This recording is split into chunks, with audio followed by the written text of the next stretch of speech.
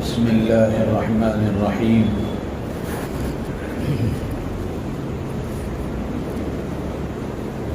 الحمد لله وكفى وسلام على عباده الذين اصطفى.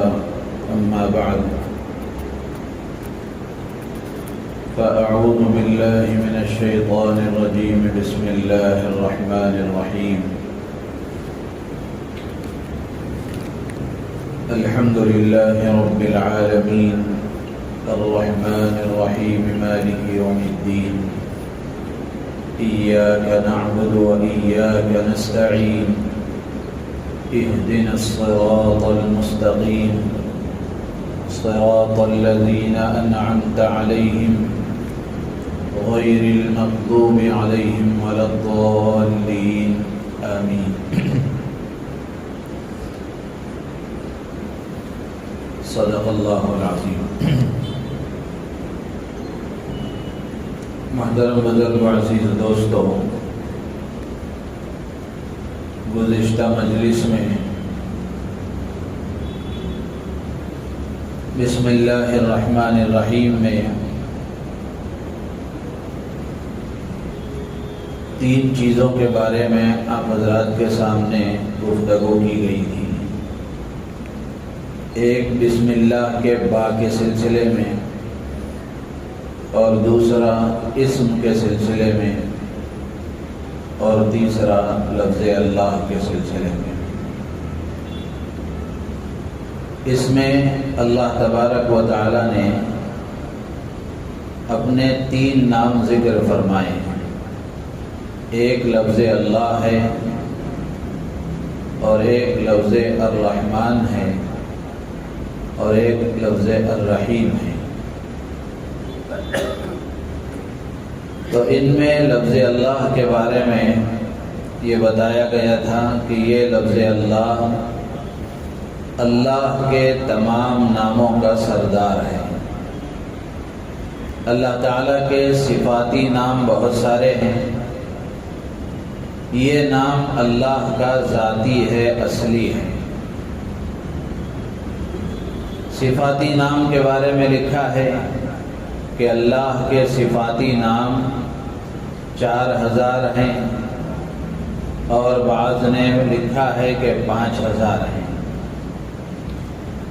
1000 نام قرآن و حدیث میں مختلف جگہوں پر آئے ہیں، اور 1000 نام تورات میں ہیں، 1000 نام زبور میں ہیں، اور 1000 نام انجیل میں ہیں، اور 1000 نام لوح محفوظ میں ہیں. اور بعض علماء نے لکھا ہے کہ 1000 نام وہ ہیں جن کو کوئی انسان جانتا نہیں ہے. تو اللہ کے بے شمار نام ہیں. تو ان ناموں میں سے لفظ اللہ یہ تمام ناموں کا سردار ہے. اس کی بہت ساری خصوصیات ہیں. لفظ اللہ کی خصوصیات میں سے ایک خصوصیت یہ ہے کہ یہ لفظ اللہ اسم اعظم ہے. امام محمد رحمۃ اللہ علیہ فرماتے ہیں کہ میں نے امام ابو حنیفہ نعمان ابن ثابت رحمۃ اللہ علیہ کو یہ فرماتے ہوئے سنا کہ لفظ اللہ اسم اعظم ہے. اسی لیے علماء نے لکھا ہے کہ اللہ کے نام سے اگر دعا مانگی جائے اللہ تعالیٰ اس دعا کو قبول فرماتے ہیں، اور اللہ سے کسی چیز کا سوال کیا جائے اللہ تعالیٰ اس سوال کو پورا فرماتے ہیں. اسی طرح لفظ اللہ کی خصوصیات میں سے ایک خصوصیت یہ ہے کہ اللہ تبارک و تعالیٰ کے اس نام سے ہی تمام کاموں کو شروع کرنے کا حکم دیا گیا کہ ہر اچھا کام، ہر خیر کا کام اللہ کے نام سے شروع کیا جائے. بسم اللہ الرحمن الرحیم پڑھی جائے، بسم اللہ کہا جائے. تو یہاں سب جگہ بھی لفظ اللہ کا ذکر ہے. کہیں بھی یہ نہیں ہے کہ بسم الرحمن کہا جائے یا بسم الرحیم کہا جائے. لفظ اللہ کا ذکر ہے. اور اسی طریقے سے تمام کاموں کا اختتام، اس کی اینڈنگ اور اس کا ختم بھی اللہ کے نام پر کیا جائے۔ جیسے بیان ہوتا ہے، بیان کے ختم پر کہا جاتا ہے وآخر دعوانا ان الحمد للہ رب العالمین، تو اس میں بھی اللہ کا لفظ ہے۔ اور اسی طریقے سے دعاؤں کو شروع کرنے کے لیے بھی اللہ کے نام کا ذکر کرنا ضروری ہے۔ دعاؤں کے شروع میں بھی اللہ کے نام کو لینے کا حکم دیا گیا۔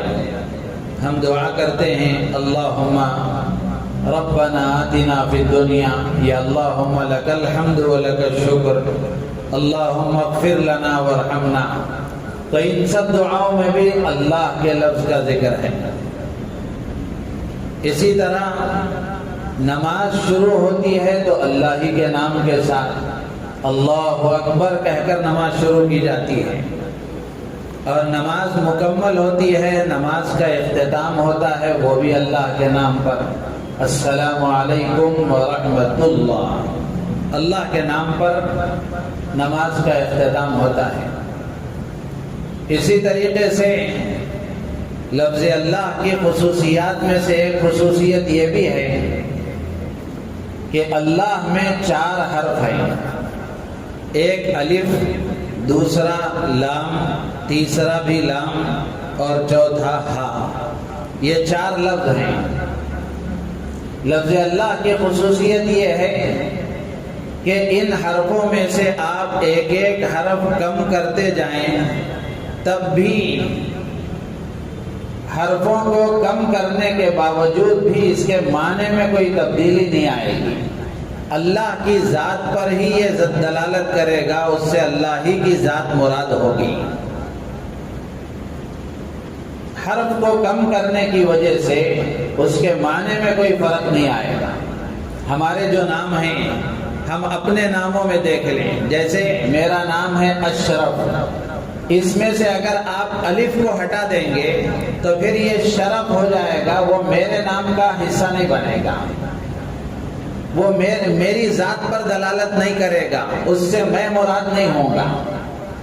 اس کے مقابلے میں آپ اللہ کے نام کو دیکھیں، لفظ اللہ کو، کہ اس میں سے اگر آپ ایک ایک حرف بھی کم کرتے جائیں گے تب بھی اس سے اللہ ہی کی ذات مراد ہوگی۔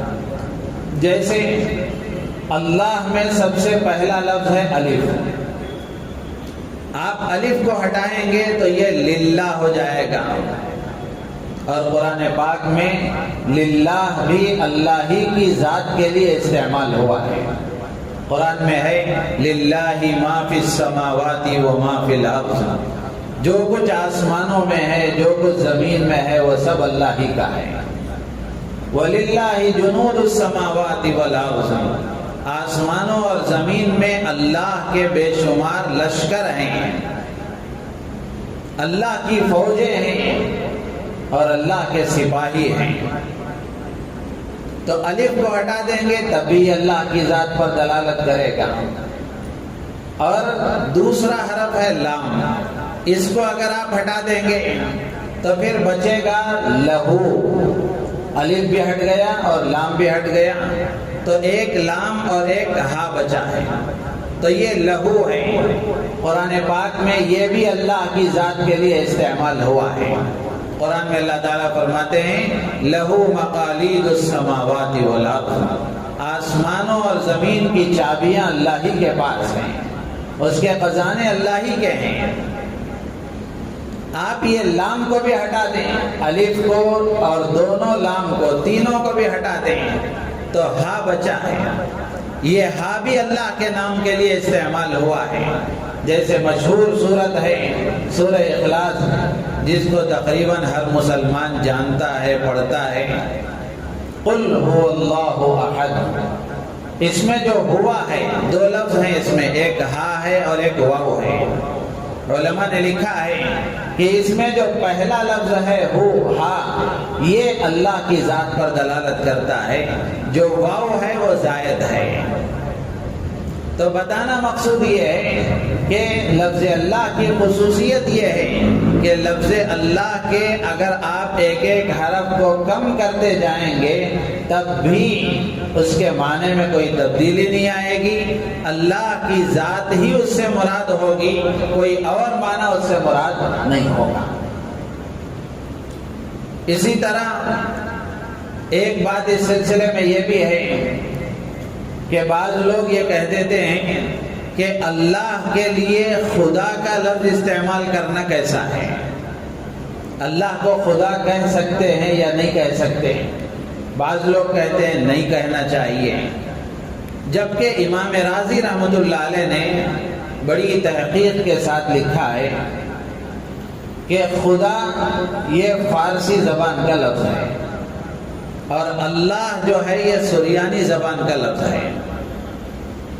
تو خدا فارسی زبان کا لفظ ہے تو اس کا مطلب ہوتا ہے ایسی ذات جو اپنے موجود ہونے میں کسی کی محتاج نہیں ہے۔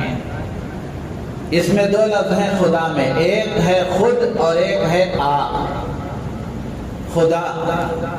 تو خود کا معنی ہے ذات اور کا معنی ہے وہ ذات جو بذات خود موجود ہے، اس کو کسی نے وجود میں نہیں لایا ہے۔ اب یہ پیپر ہے، اس کو کوئی دوسرا آدمی وجود میں لایا ہے، یہ خود سے وجود میں نہیں آیا ہے۔ اللہ کی ذات ایسی ہے جو ہمیشہ سے ہے، ہمیشہ رہے گی۔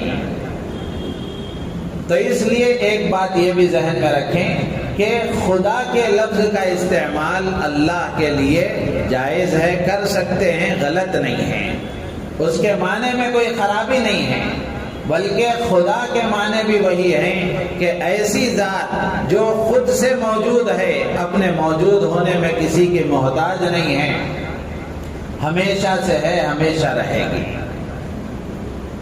اسی طرح لفظ اللہ کے سلسلے میں ایک بات یہ ہے، علماء نے لکھا ہے کہ قرآن پاک میں لفظ اللہ کا تذکرہ کتنی جگہوں پر آیا ہے۔ تو بعض علماء نے لکھا ہے کہ لفظ اللہ کا تذکرہ قرآن پاک میں 2360 جگہ پر آیا ہے۔ بعض علماء کہتے ہیں 2360 سے کچھ زائد جگہ پر آیا ہے، اور بعض کہتے ہیں 2560 جگہ پر آیا ہے، اور بعض اس سے زیادہ بھی کہتے ہیں۔ تو قرآن پاک میں لفظ اللہ کے جو صفاتی نام ہیں، الرحمن ہے، الرحیم ہے، الجبار ہے، الغفار ہے، القہار ہے، الوہاب ہے، الرزاق ہے، جتنے بھی اللہ کے صفاتی نام ہیں، ان ناموں کے علاوہ لفظ اللہ صرف قرآن پاک میں 2000 سے زائد جگہوں پر آیا ہے۔ تو اس لیے لفظ اللہ کی بڑی خصوصیتیں ہیں، یہ بات اچھی طرح ہمیں ذہن میں رکھنا چاہیے۔ اس کے بعد میں لفظ اللہ کے سلسلے میں ایک بات یہ ہے کہ قرآن بسم اللہ الرحمن الرحیم میں اللہ کے 3 نام ہیں۔ 3 ناموں میں سے اللہ نے پہلے اللہ کا تذکرہ فرمایا ہے، اس کے بعد الرحمن اور الرحیم ہے۔ اللہ چاہتے تو الٹا بھی کر سکتے تھے، پہلے الرحمن اور الرحیم کا تذکرہ ہوتا، پھر اس کے بعد اللہ کا تذکرہ ہوتا، لیکن اللہ تعالیٰ نے پہلے اللہ کا تذکرہ فرمایا، پھر اس کے بعد الرحمن اور الرحیم کا تذکرہ فرمایا۔ اس میں بھی حکمت ہے، علماء نے لکھا ہے کہ لفظ اللہ میں اللہ کے قہر کا اور اللہ کی بلند شان کا اور اللہ کے بلند مرتبے کا اظہار ہے۔ آدمی اللہ کہتا ہے تو ایک قسم کا جلال ہے، اس میں ایک قسم کا جلال ہے، اور اللہ کے بلند مرتبے کا ایک قسم کا اظہار ہے، اور اس کے بعد پھر الرحمن اور الرحیم ہے۔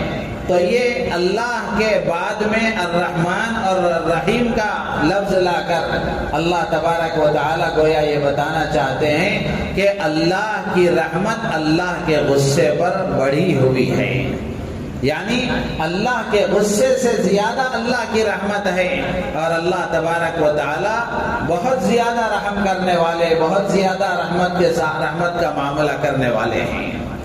تو اس لیے اللہ تبارک و تعالیٰ نے پہلے اللہ کا ذکر فرمایا اور پھر اس کے بعد میں الرحمن اور الرحیم کا ذکر فرمایا۔ تو یہاں تک اللہ کے بارے میں تفصیلات ہوئی، اور بھی بہت ساری باتیں لفظ اللہ کے بارے میں ہیں۔ آپ تفسیر کی کتابیں پڑھیں گے تو ایک کتاب پڑوس ملک کے ایک عالم نے لکھی ہے، تقریباً 400-500 صفحات ہیں جو صرف سورہ فاتحہ کی تفسیر میں لکھی گئی ہے۔ اور بڑی تفسیر کی کتابیں پڑھیں گے تو 2-2 3-3 جلدیں صرف بسم اللہ الرحمن الرحیم کے بارے میں لکھی گئی ہیں۔ تو یہ کچھ مختصر موٹی موٹی باتیں ہیں جو آپ کے سامنے عرض کی جا رہی ہیں۔ تو یہ لفظ اللہ کے بعد میں الرحمن ہے اور الرحیم ہے۔ یہ الرحمن اور الرحیم، ان میں جو اصل لفظ ہے وہ را، حا اور میم ہے۔ اس کا معنی ہے رحمت، رحم و کرم، مہربانی، لطف، احسان، یہ معنی اس کے آتے ہیں۔ تو یہ رحمان کا جو وزن ہے عربی گرامر کے اعتبار سے، یہ اس میں اس فعل کی زیادتی کو گویا یہ بتاتا ہے، جس کے بارے میں بھی آپ یہ وزن استعمال کریں گے اس فعل کی زیادتی کو بتاتا ہے۔ جیسے مثال کے طور پر فرقان ہے، فرقان ہے، اس کا معنی ہے فرق کرنے والا، حق اور باطل کے درمیان میں فرق کرنے والا۔ یہ قرآن کی صفت ہے جو اللہ نے قرآن میں بیان فرمائی، شہر رمضان الذی انزل فیہ القرآن ھدی للناس وبینات من الھدی والفرقان۔ تو یہ رحمان کے وزن پر ہے فرقان۔ تو فرقان کا معنی یہ ہے کہ حق اور باطل کے درمیان بہت زیادہ فرق کرنے والا۔ اسی طرح رحمان کے وزن پر ہے قربان۔ قربان کا معنی ہے بہت زیادہ قریب ہونے والا، بہت زیادہ قربت رکھنے والا۔ اسی طرح ایک لفظ ہے رحمان کے وزن پر غضبان، اس کا معنی ہے بہت زیادہ غصہ ہونے والا۔ اسی طرح رحمان کے وزن پر ہے قرآن، جو قرآن پاک ہے۔ قرآن کو قرآن اسی لیے کہا جاتا ہے کہ وہ سب سے زیادہ پڑھی جانے والی کتاب ہے، سب سے زیادہ پڑھی جانے والی کتاب۔ تو قرآن کا معنی اس میں پڑھنے کی زیادتی ہے۔ اسی طریقے سے رحمان کا معنی ہے بہت زیادہ رحم کرنے والا، بہت زیادہ مہربانی کا معاملہ کرنے والا۔ رحمان اور رحیم میں رحم کرنے کا جو معنی ہے وہ رحمان میں زیادہ ہے رحیم کے مقابلے میں، اس لیے کہ رحمان کے الفاظ زیادہ ہیں، رحیم کے الفاظ کم ہیں۔ رحمان میں 5 لفظ ہیں، را، حا، میم، الف، نون، اور رحیم میں 4 لفظ ہیں، را، حا، یا، میم۔ تو الفاظ زیادہ ہو جاتے ہیں تو معنی بھی بڑھ جاتا ہے۔ تو رحمان میں رحم کا معنی زیادہ ہے، اسی لیے کہتے ہیں کہ رحمان کا مطلب یہ ہے کہ اللہ کی رحمت سب کے لیے عام ہے۔ دنیا میں اللہ کی رحمت سب کے لیے ہے، ماننے والوں کے لیے، نہ ماننے والوں کے لیے، مسلمانوں کے لیے، ملحدوں کے لیے، مشرکوں کے لیے، کافروں کے لیے، خدا کا انکار کرنے والوں کے لیے، خدا سے بغاوت کا اعلان کرنے والوں کے لیے، سب کے لیے اللہ کی رحمت عام ہے۔ تو رحمان کا مطلب ہے اس کی رحمت عام ہے، اور رحیم کا مطلب یہ ہے کہ اس کی رحمت تام ہے اور خاص ہے۔ اب یہ اللہ کی جو خاص رحمت ہے وہ آخرت کے اعتبار سے ہے کہ آخرت میں اللہ کی رحمت صرف ایمان والوں کو ملے گی۔ وہاں اللہ تبارک و تعالی راحت کا معاملہ صرف ایمان والوں کے ساتھ فرمائیں گے، صرف ماننے والوں کے ساتھ فرمائیں گے، صرف اللہ کے فرما بردار بندوں کے ساتھ فرمائیں گے۔ عبداللہ ابن مبارک رحمۃ اللہ علیہ بہت بڑے بزرگ گزرے ہیں، امیر المؤمنین فی الحدیث ان کو کہا جاتا ہے۔ وہ رحمان اور رحیم کے بارے میں کہتے ہیں کہ رحمان کہتے ہیں، رحمان کا مطلب ہے کہ اگر اللہ سے کوئی چیز مانگی جائے تو اللہ تعالیٰ اس کو عطا فرما دیتے ہیں، اور رحیم کا مطلب ہے اگر اس سے نہ مانگا جائے تو وہ ناراض ہو جاتا ہے۔ یہ اللہ ہی کی شان ہے کہ اللہ تبارک و تعالیٰ سے بندے مانگتے ہیں تو اللہ تعالیٰ خوش ہوتے ہیں، مانگنے والوں سے اللہ خوش ہوتے ہیں۔ خالق اور مخلوق کے درمیان میں یہی فرق ہے کہ مخلوق سے اگر مانگیں گے تو مخلوق 1 مرتبہ دے گی، 2 مرتبہ دے گی، 3 مرتبہ دے گی، لیکن اس کے بعد میں ناراض ہو جائے گی، بیزار ہو جائے گی۔ دنیا میں آپ کسی آدمی سے 1 مرتبہ کچھ پوچھیں، 2 مرتبہ، 3 مرتبہ، اس کے بعد وہ تھک جائے گا، ناراض ہو جائے گا۔ اس کے مقابلے میں اللہ کی ذات ایسی ہے کہ بندہ جتنا زیادہ اللہ سے مانگتا ہے اللہ تعالیٰ اتنا ہی زیادہ خوش ہوتے ہیں، اور زیادہ دعا کرنے والوں کی آواز سے فرشتے مانوس ہو جاتے ہیں۔ جب خوشیوں کے موقع پر اللہ کو یاد کیا جاتا ہے اور بندے دعا کرتے ہیں تو پریشانیوں کے عالم میں جب یہ دعا کرتے ہیں تو فرشتے کہتے ہیں کہ مانوس آواز ہے، یعنی جانی پہچانی آواز ہے، جانی پہچانی آواز ہے، یہ ہمیشہ آواز آتی ہی رہتی ہے، اللہ سے بندے مانگتے ہی رہتے ہیں۔ اور اللہ کی شان یہ ہے کہ بندے اگر اللہ سے نہ مانگے تو اللہ ناراض ہو جاتے ہیں۔ اللہ کے نبی علیہ السلام نے فرمایا کہ بندہ اللہ سے نہیں مانگتا تو اللہ اس سے ناراض ہو جاتے ہیں۔ تو اس لیے رحمان کا مطلب ہے کہ اس سے مانگا جائے تو وہ دیتا ہے، رحیم کا مطلب یہ ہے کہ اگر اس سے نہ مانگا جائے تو وہ ناراض ہو جاتا ہے۔ بعض علماء نے فرمایا کہ رحمان کا مطلب ہے تکلیفوں کو، پریشانیوں کو، مصیبتوں کو دور کرنے والا، اور رحیم کا مطلب ہے گناہوں کو معاف کرنے والا۔ تو یہ اللہ کے رحمان اور رحیم یہ جو 2 صفات ہیں بڑی اونچی صفات ہیں۔ اللہ کے صفاتی ناموں میں یہ سب سے بڑا نام ہے الرحمن۔ اسی لیے اللہ تبارک و تعالیٰ نے اپنے صفاتی ناموں میں سے ان 2 ناموں کو اللہ نے ذکر فرمایا، ورنہ تو اور بھی بہت سارے نام تھے، اللہ تعالیٰ چاہتے تو وہ نام بھی اللہ کے بعد ذکر کر سکتے تھے، لیکن ان 2 ناموں کو اللہ نے ذکر فرمایا ہے، وہ اس لیے کہ صفاتی ناموں میں سب سے بڑا نام الرحمن کا ہے۔ تو یہ بسم اللہ الرحمن الرحیم کے سلسلے میں کچھ ضروری باتیں جو آپ کے سامنے عرض کی گئی۔ پھر اس کے بعد علماء نے یہ لکھا ہے کہ اللہ تبارک و تعالیٰ نے بسم اللہ میں صرف 3 ناموں کو ذکر کیا، اللہ، الرحمن اور الرحیم۔ چاہتے تو 4 بھی ذکر کر سکتے تھے، لیکن اللہ تبارک و تعالیٰ نے صرف 3 ہی کا ذکر کیوں فرمایا؟ تو علماء نے لکھا ہے کہ قرآن پاک میں اللہ تبارک و تعالیٰ نے لوگوں کی 3 قسمیں بیان فرمائی ہیں، یعنی امت محمدیہ کے جو افراد ہیں، جو لوگ ہیں، وہ 3 قسم کے ہیں۔ قرآن میں سورہ فاطر میں 22ویں پارے میں اللہ تبارک و تعالیٰ نے سورہ یاسین سے 1-2-3 صفحے پہلے یہ آیت موجود ہے، اس میں اللہ فرماتے ہیں فَمِنْهُمْ ظَالِمٌ لِنَفْسِهِ وَمِنْهُمْ مُقْتَصِدٌ وَمِنْهُمْ سَابِقٌ بِالْخَيْرَاتِ بِإِذْنِ اللَّهِ۔ ایک قسم وہ ہے جو اپنے آپ پر ظلم کرنے والے ہیں، اور ایک قسم وہ ہے جو درمیانی چال کے ساتھ چلنے والے ہیں، اور ایک قسم وہ ہے جو نیکیوں میں آگے بڑھنے والے ہیں۔ یہ 3 قسم کے لوگ ہیں، تو ان 3 قسم کے لوگوں کے لیے اللہ نے اپنے 3 ناموں کا ذکر فرمایا۔ لفظ اللہ کا تعلق ہے اللہ کے نیک کاموں میں آگے بڑھنے والے بندوں کے ساتھ، اور الرحمن کا تعلق ہے درمیانی راہ چلنے والوں کے ساتھ، اور الرحیم کا تعلق ہے اپنے آپ پر ظلم کرنے والوں کے ساتھ۔ یہ جو 3 قسمیں قرآن پاک میں اللہ نے بیان فرمائی ہیں، اس میں بھی بہت زیادہ تفصیل ہے کہ یہ ظالم لنفسہ سے کون مراد ہیں، اور مقتصد سے کون مراد ہیں، سابق بالخیرات سے کون مراد ہیں۔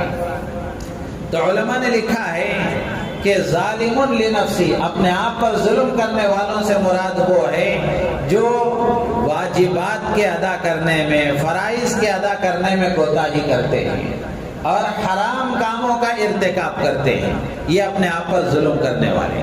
یعنی آپ اس کو آسان الفاظ میں ایسا سمجھ سکتے ہیں کہ اللہ کے احکامات کو چھوڑنے والے اور جن کاموں سے بچنے کا اللہ نے حکم دیا ہے ان کاموں کو کرنے والے ہیں۔ کرنے کے کاموں کو نہ کرنا اور نہ کرنے کے کاموں کو کرنا، یہ ہے ظلم۔ اپنے آپ پر ظلم ہے اللہ کو ناراض کرنا، اپنے آپ پر ظلم ہے اللہ کی نافرمانی کرنا۔ تو واجبات کے ادا کرنے میں کوتاہی کرتے ہیں اور حرام کاموں کا ارتکاب کرتے ہیں، ان کو کہتے ہیں اپنے آپ پر ظلم کرنے والے۔ اور پھر مقتصد درمیانی راہ چلنے والے، یعنی واجبات تو ادا کرتے ہیں اور تمام حرام کاموں سے تو بچتے ہیں، لیکن کچھ مکروہ چیزوں کا ارتکاب کر لیتے ہیں، کچھ مکروہ کام کر لیتے ہیں۔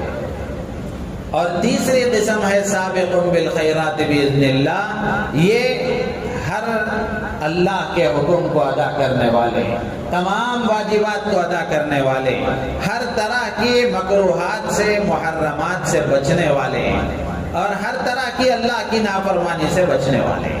تو یہ اللہ تبارک و تعالیٰ نے قرآن پاک میں امت محمدیہ کے لوگوں کی 3 قسمیں بیان فرمائی، تو انہی کے اعتبار سے اللہ نے اپنے 3 ناموں کو یہاں ذکر فرمایا ہے۔ تو یہ ہوئی بسم اللہ الرحمن الرحیم کی مختصر تفسیر۔ اسی سلسلے کی ایک بات یہ بھی ہے کہ بعض لوگ بسم اللہ الرحمن الرحیم کی جگہ میں 786 لکھ دیتے ہیں، 786 لکھ دیتے ہیں، اور وہ یہ سمجھتے ہیں کہ یہ بسم اللہ کا بدل ہے، یعنی بسم اللہ کی جگہ میں یہ لکھ دیا جائے تو وہ بسم اللہ کا کام کر لے گا۔ تو یہ جو 786 ہے، ابجد حوض عدد نکالنے کا ایک علم ہے، وہ بھی ایک فن ہے، ہر حرف کا ایک نمبر ہے۔ تو ان عادات کے اعتبار سے بسم اللہ الرحمن الرحیم کو اگر جوڑا جائے، ان کے بسم اللہ الرحمن الرحیم کے جتنے حروف ہیں ان حروف کے نمبرات کو جوڑا جائے تو یہ 786 آتا ہے، لیکن یہ بسم اللہ کا بدل نہیں ہے، یہ بسم اللہ کا بدل نہیں ہے، اس لیے کہ بسم اللہ کے علاوہ اور بھی بہت ساری چیزوں کا یہ نمبر آتا ہے، صرف بسم اللہ ہی کا نمبر نہیں، اور بھی بہت ساری چیزوں کا نمبر آتا ہے، اچھی چیزوں کا نمبر بھی آتا ہے، خراب چیزوں کا نمبر بھی آتا ہے۔ بعض حساب کر کے لکھنے والوں نے حساب کر کے لکھا ہے کہ جس طرح بسم اللہ کا یہ نمبر 786 آتا ہے، اسی طریقے سے ہری کرشنا یہ جو نام ہے اس کا بھی یہی نمبر آتا ہے، اس کے ساتھ اگر جوڑ کر دیکھا جائے تو اس لیے یہ بات ذہن میں رکھنا چاہیے کہ یہ 786 بسم اللہ کا بدل نہیں ہے۔ ہاں اگر کوئی آدمی یہ سوچ کر کہ اگر میں کسی کاغذ پر کسی خط پر بسم اللہ الرحمن الرحیم لکھوں گا تو بے ادبی ہو جائے گی، وہ ادھر ادھر پڑ جائے گا، تو اگر یہ سوچ کر کے بسم اللہ کی نیت سے اگر وہ 786 لکھتا ہے اس کو ثواب تو مل جائے گا، لیکن بسم اللہ کا وہ بدل نہیں ہو سکتا، اور بسم اللہ کے لکھنے کی وجہ سے جو فضیلتیں اور جو فائدے حاصل ہوں گے وہ ان لفظوں کے یا ان نمبروں کے لکھنے سے حاصل نہیں ہو سکتے۔ تو اس لیے یہ بات بھی ذہن میں رکھنی چاہیے۔ اور اسی طریقے سے ایک جو اہم بات ہے وہ یہ کہ ہر کام سے پہلے بسم اللہ پڑھنے کا حکم دیا گیا۔ تو اس میں ایک بنیادی بات یہ ذہن میں رکھنا چاہیے کہ اللہ تبارک و تعالی نے انبیاء کرام علیہ الصلوۃ والسلام کو دنیا میں بھیجا، تو نبیوں کا کام اور نبیوں کی محنت یہ تھی کہ وہ مخلوق کو خالق سے جوڑتے تھے، مخلوق کو خالق سے جوڑتے تھے۔ اور اللہ کے نبی ہم سب کے محسن آقا امام الانبیاء حضرت محمد رسول اللہ صلی اللہ تعالی علیہ وسلم نے بھی مخلوق کو خالق سے جوڑنے کا کام کیا ہے۔ اور جو بسم اللہ الرحمن الرحیم پڑھنے کا اللہ کے نبی علیہ السلام نے حکم دیا ہے وہ بھی اسی لیے دیا ہے کہ بسم اللہ الرحمن الرحیم بندہ پڑھتا ہے تو یہ بسم اللہ بندے کو اللہ سے جوڑ دیتی ہے، بسم اللہ بندے کو اللہ سے جوڑ دیتی ہے۔ کیسے؟ مثال کے طور پر آدمی کھانا شروع کر رہا ہے تو کھانا شروع کرنے سے پہلے بسم اللہ الرحمن الرحیم پڑھ رہا ہے تو اس کے دل و دماغ میں یہ خیال آتا ہے اور یہ تصور آتا ہے کہ میں اللہ کے نام کی مدد کے بغیر کچھ نہیں کر سکتا، اللہ ہی کے وجود میں آنے کی وجہ سے، لانے کی وجہ سے، اللہ تبارک و تعالیٰ کے مجھے وجود میں لانے کی وجہ سے میں دنیا میں آیا ہوں، اور یہ جو چیز میرے سامنے موجود ہے یہ چیز بھی اللہ ہی کے پیدا کرنے کی وجہ سے وجود میں آئی ہے۔ اگر اللہ مجھے زندگی نہ دیتے تو میں موجود نہ ہوتا، اور اس چیز کو اللہ پیدا نہ کرتے تو میں اس سے فائدہ نہیں اٹھا سکتا۔ تو بسم اللہ الرحمن الرحیم بندہ ان تمام مضمونوں کو اور ان تمام تفصیلات کو سامنے رکھ کر پڑھتا ہے تو اس کی نگاہ اللہ کی ذات پر جاتی ہے کہ اللہ کی مدد کے بغیر میرا کوئی کام پورا نہیں ہو سکتا، اللہ کی مدد کے بغیر میرا کوئی اچھا کام نتیجے تک نہیں پہنچ سکتا۔ تو یہ خیال آتا ہے آدمی کو بسم اللہ الرحمن الرحیم کے پڑھنے کے ذریعے سے۔ تو اسی لیے علماء نے لکھا ہے کہ بسم اللہ الرحمن الرحیم میں بندے کو گویا توحید کی تعلیم دی گئی ہے، اور اللہ کے نبی علیہ السلام نے جتنے کام بندے کرتے ہیں ان میں مختلف دعائیں آپ نے سکھائی ہیں۔ ان دعاؤں میں بھی اللہ کے نبی علیہ السلام نے کاموں کو اللہ کی طرف منسوخ کر کے بتایا ہے تاکہ نگاہ بندے کی اللہ کی طرف رہے۔ جیسے مثال کے طور پر آدمی کے سامنے کھانا موجود ہے، وہ کھانا کھا رہا ہے تو کھانے سے پہلے دعا سکھائی گئی کہ وہ بسم اللہ پڑھ کر کھائے، اللہ کا نام لے کر کھائے، اور پھر جب کھانا مکمل ہو گیا تو کھانا مکمل ہونے کے بعد میں جو دعا سکھائی گئی ہے آپ اس دعا پر غور کریں۔ کیا دعا سکھائی گئی ہے؟ الحمدللہ الذی اطعمنا وسقانا وجعلنا مسلمین، یہ دعا سکھائی گئی۔ ساری تعریفیں اس اللہ کے لیے ہیں جس نے ہمیں کھلایا اور پلایا اور مسلمان بنایا۔ تو اس میں کھلانے پلانے کی نسبت اللہ کی طرف ہے، یعنی اللہ نے کھلایا، اللہ نے پلایا۔ اللہ کے نبی علیہ السلام نے دعا میں ہمیں یہ سکھایا ہے۔ یہ نہیں کہہ رہا ہے کہ بندہ اے اللہ میں نے کھایا میں نے پیا، یہ نہیں بول رہا ہے، بلکہ کیا سکھایا گیا ہے کہ بندہ اس عمل کو اللہ کی طرف منسوخ کرے کہ اللہ نے کھلایا، اللہ نے پلایا، تاکہ نگاہ اللہ کی طرف جائے، تعلق اللہ کی ذات سے مضبوط ہو اور بندے کا تعلق اللہ کے ساتھ مضبوط ہو جائے، جوڑ اللہ سے ہو جائے۔ اسی طرح بیت الخلاء میں آدمی داخل ہونا چاہ رہا ہے، اس کے لیے دعا سکھائی گئی، بسم اللہ پڑھ کر آدمی اندر جائے، اندر جانے سے پہلے باہر پڑھے دعا، بسم اللہ پڑھے، پھر اس کے بعد اللہم انی اعوذ بک من الخبث والخبائث، کہ خبیث جنات اور شیاطین سے پناہ مانگ کر آدمی اندر جاتا ہے، اور پھر ضرورت سے فارغ ہو کر باہر آتا ہے۔ کیا دعا سکھائی گئی؟ اللہ کے نبی علیہ السلام نے فرمایا غفرانک الحمدللہ الذی اذھب عنی الاذی وعافانی، اے اللہ ہم تجھ سے معافی چاہتے ہیں، ساری تعریفیں اس اللہ کے لیے ہیں جس نے مجھ سے تکلیف کو دور کر دیا، گندگی کو دور کر دیا اور مجھے عافیت عطا فرمائی۔ بندہ یہ نہیں کہہ رہا ہے کہ میں ضرورت سے فارغ ہو گیا، مجھ سے گندگی دور ہو گئی، یہ نہیں کہہ رہا ہے، بلکہ کیا کہہ رہا ہے؟ اللہ نے دور کر دیا، اللہ نے تکلیف کو دور کر دی۔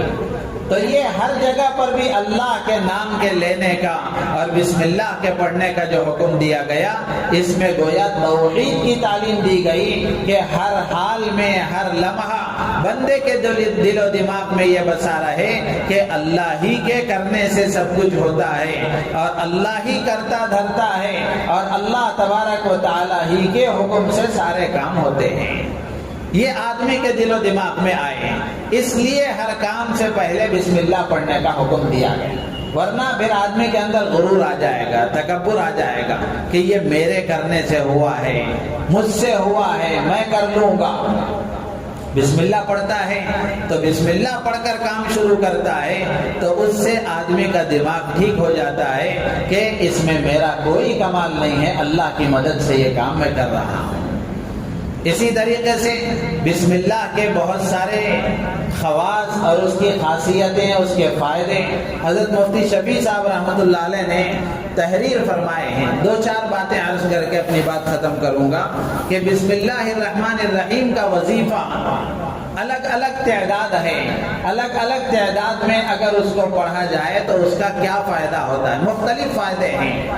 حضرت مفتی شفیع صاحب رحمۃ اللہ علیہ نے لکھا ہے کہ ایک تعداد ہے، اس تعداد کے مطابق آدمی پڑھتا ہے تو اللہ تعالیٰ آفات سے، پریشانیوں سے اس کو محفوظ رکھتے ہیں، اور ایک تعداد ہے اس کے مطابق آدمی پڑھتا ہے اللہ اس کے اولاد کی حفاظت فرماتے ہیں، ایک تعداد ہے اس کے مطابق آدمی پڑھتا ہے چوری سے بچ جاتا ہے، شیطانی اثرات سے بچ جاتا ہے، اچانک کی موت سے بچ جاتا ہے۔ تو اس لیے یہ کچھ خاصیتیں ہیں جو میں آپ کے سامنے عرض کر رہا ہوں، یہ آپ ذہن میں رکھیں اور موقع سے اس کو پڑھیں گے تو انشاءاللہ اس کے فائدے حاصل ہوں گے۔ اور یہ جو وظیفے بتائے جاتے ہیں، یہ وظیفے اللہ کے نبی علیہ الصلوۃ والسلام کی حدیث نہیں ہیں، بلکہ اللہ کے نیک بندے، متقی پرہیزگار بندے، اولیاء کاملین، اہل اللہ کے تجربات ہیں۔ اگر آدمی اس کو پڑھے گا تو انشاءاللہ اس کا نفع ہوگا۔ ضروری نہیں ہے کہ ہر آدمی کو اس کا نفع ہو، یقین کے ساتھ پڑھے گا اور اللہ تعالیٰ چاہیں گے تو دیں گے۔ تو اللہ تبارک و تعالیٰ کے جتنے نیک لوگوں کے، نیک بندوں کے وظیفے ہیں، ان سارے وظیفوں کو اسی حیثیت سے پڑھنا چاہیے۔ ورنہ بہت سارے لوگ کہتے ہیں یہ حدیث میں ہے کیا، ایسا اتنی تعداد میں پڑھنا یہ حدیث میں ہے کیا، حدیث میں نہیں ہے۔ اللہ کے ایک نیک بندے نے اس طرح پڑھا اور اپنی زندگی میں بار بار اس کو پڑھا، اس کا تجربہ کیا، اللہ تعالیٰ نے ان کو وہ فائدہ دکھایا۔ آپ بھی پڑھیں گے تو آپ کو بھی فائدہ ہوگا۔ تو اس نیت کے ساتھ ان تجربات کو پڑھنا چاہیے، ان وظیفوں کو پڑھنا چاہیے۔ ایک بات یہ لکھی ہے، ابھی محرم کا مہینہ آ رہا ہے، آج 27 تاریخ ہے ذی الحجہ کی، 2 دن کے بعد محرم شروع ہوگا، 29 کے بعد یا 30 کے بعد شروع ہو جائے گا۔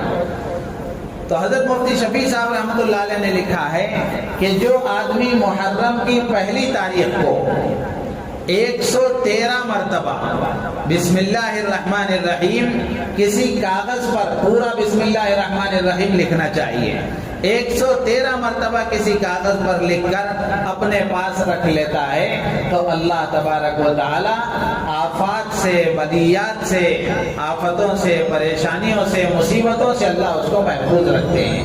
اور یہ مجرب نسخہ ہے، بہت سے لوگوں نے اس کا تجربہ کیا ہے، اللہ نے یقین کے ساتھ کرنا شرط ہے، اس لیے کہ نام اللہ کا ہے، اللہ کے نام کی برکت سے کون انکار کر سکتا ہے۔ تو جو آدمی یقین کے ساتھ کرے گا اللہ اسے وہ برکتیں عطا فرمائیں گے۔ تو جو آدمی محرم کی 1 تاریخ کو 113 مرتبہ بسم اللہ الرحمن الرحیم کسی کاغذ پر لکھ کر اپنے پاس رکھے گا، اللہ تعالیٰ اسے آفتوں سے، بلاؤں سے، پریشانیوں سے محفوظ رکھیں گے۔ اسی طریقے سے ایک یہ ہے کہ سونے سے پہلے، رات میں سونے سے پہلے 21 مرتبہ، 20 پر 1 مرتبہ اگر کوئی آدمی پڑھ کر سو جاتا ہے تو چوری سے، شیطانی اثرات سے اور اچانک کی موت سے اللہ اس کی حفاظت فرماتے ہیں۔ کتنے بڑے فائدے ہیں۔ کرنا کیا ہے؟ 20 پر 1 مرتبہ، 21 مرتبہ بسم اللہ الرحمن الرحیم پڑھنا ہے۔ اسی طریقے سے آدمی کسی کے ظلم کا شکار ہو گیا، کوئی ظالم ہم پر ظلم کر رہا ہے، تو ظالم کے ظلم سے بچنے کے لیے اگر کوئی آدمی کسی ظالم کے سامنے 50 مرتبہ بسم اللہ الرحمن الرحیم پڑھتا ہے، اللہ تعالیٰ اس ظالم کو مغلوب کر دیتے ہیں اور مظلوم کو اللہ غلبہ عطا فرماتے ہیں۔ ہوتا ہے ایسا کاروبار میں، بزنس میں، محلوں میں، کچھ لوگ ایسے ہو جاتے ہیں جن کے ظلم کا شکار بہت سارے لوگ ہو جاتے ہیں۔ تو ایسے لوگوں کے ظلم سے بچنے کے لیے یقین کے ساتھ اللہ کے نام کو اگر پڑھیں گے اللہ تعالیٰ ان کے ظلم سے حفاظت فرمائیں گے۔ اسی طریقے سے 780 پر 6 مرتبہ اگر پانی پر دم کر کے آپ کسی کو پلائیں گے، سامنے والے کے دل میں ہمارے سلسلے میں نفرت پیدا ہو گئی، یا میاں بیوی میں آپس میں نفرت پیدا ہو گئی، تو 786 مرتبہ اگر بسم اللہ الرحمن الرحیم پڑھ کر پانی پر دم کر کے یقین کے ساتھ اللہ کی ذات پر بھروسہ کر کے کسی کو پلائیں گے تو انشاءاللہ اس کے دل میں محبت پیدا ہو جائے گی، اللہ تعالیٰ نفرتوں کو دور کر دیں گے۔ یہ بات بھی علماء نے لکھی ہے کہ ناجائز چیزوں کے لیے اگر اس کو استعمال کیا گیا، ناجائز محبتوں کے لیے اگر اس کو استعمال کیا گیا تو اللہ کے نام کے مس یوز کرنے کی وجہ سے، غلط استعمال کرنے کی وجہ سے کسی بڑے وبال کا بھی اندیشہ ہے۔ تو غلط استعمال آدمی نہ کرے، صحیح استعمال کرے گا اللہ برکتیں عطا فرمائیں گے۔ اسی طریقے سے بہت ساری عورتیں ایسی ہوتی ہیں کہ ان کے بچے زندہ نہیں رہتے، یا تو پیٹ ہی میں وہ مر جاتے ہیں، یا پھر ولادت ہو جانے کے بعد، ڈیلیوری ہو جانے کے بعد انتقال کر جاتے ہیں، زندے نہیں رہتے۔ تو جس عورت کے بچے زندے نہیں رہتے، بسم اللہ کو 60 پر 1 مرتبہ لکھ کر اگر وہ اپنے پاس رکھے گی تو انشاءاللہ اللہ کے نام کی برکت سے اس کے بچے محفوظ رہیں گے، اولاد کی حفاظت ہوگی۔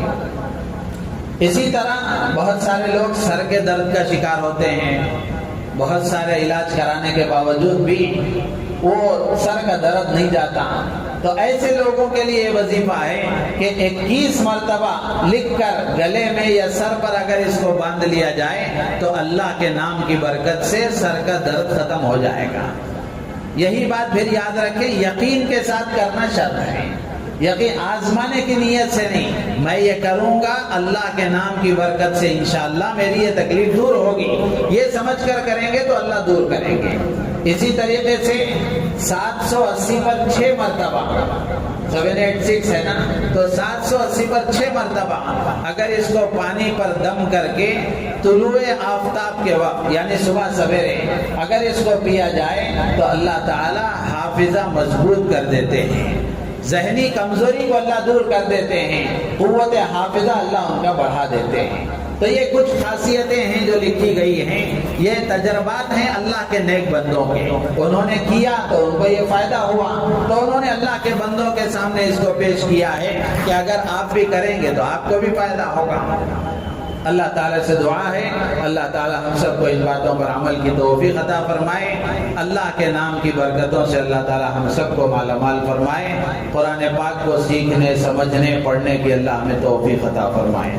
آمین وآخر دعوانا ان الحمدللہ رب العالمین۔